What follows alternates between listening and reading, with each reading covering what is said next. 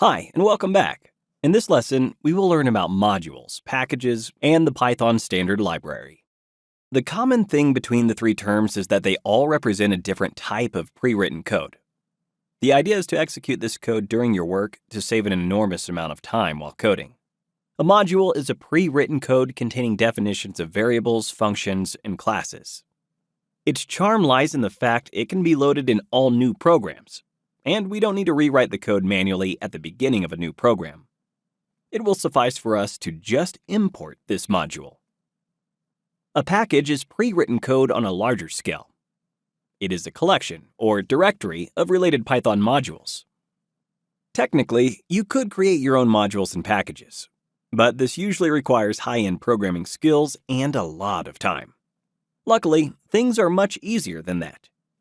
People in the programming community have developed a growing set of packages that are readily available for download and have been tailored for various types of professions and specializations.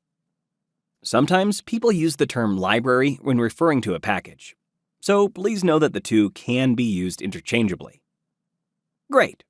Python's standard library is something a little different. It is a collection of modules available as soon as you install Python. Do you remember the built-in function len we used earlier in the course? We used it directly, and we didn't have to write down code manually, counting the number of elements in an object, right? Similarly, we used the methods from the list class to extend a list, and we didn't have to define a method on our own before applying it. Well, this was because Python's developers have prepared a certain amount of pre-written code that you can easily incorporate in your work.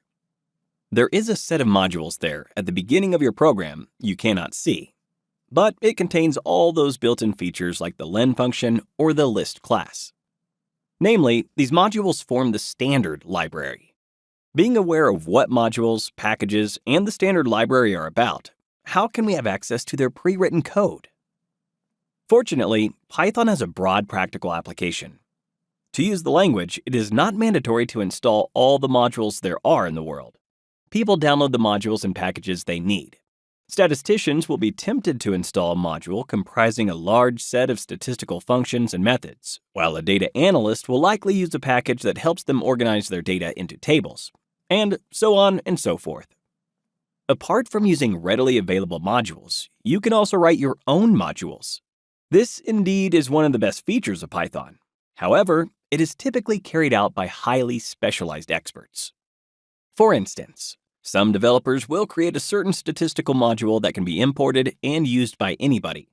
Since Python is open source, most modules are completely free and anyone can download and use them for their calculations. Once a module has been released, it is usually improved and updated. As we already mentioned, packages are a collection of modules.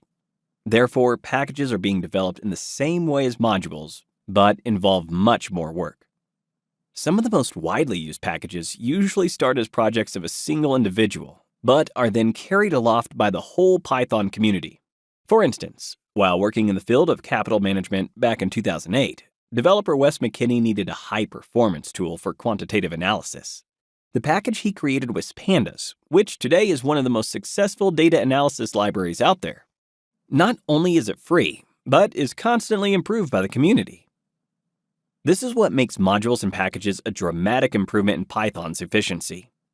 Once established and proven to be functional, a module or a package can be easily built upon and used multiple times, facilitating the work of sometimes millions of users. Great! To conclude, please remember that the Python standard library is a collection of certain modules that you can use later in your work. In practice, the part you need to learn on the technical side is how to import a module and packages in your file. And this is what we will do in our next lesson. See you there. And again, thanks for watching.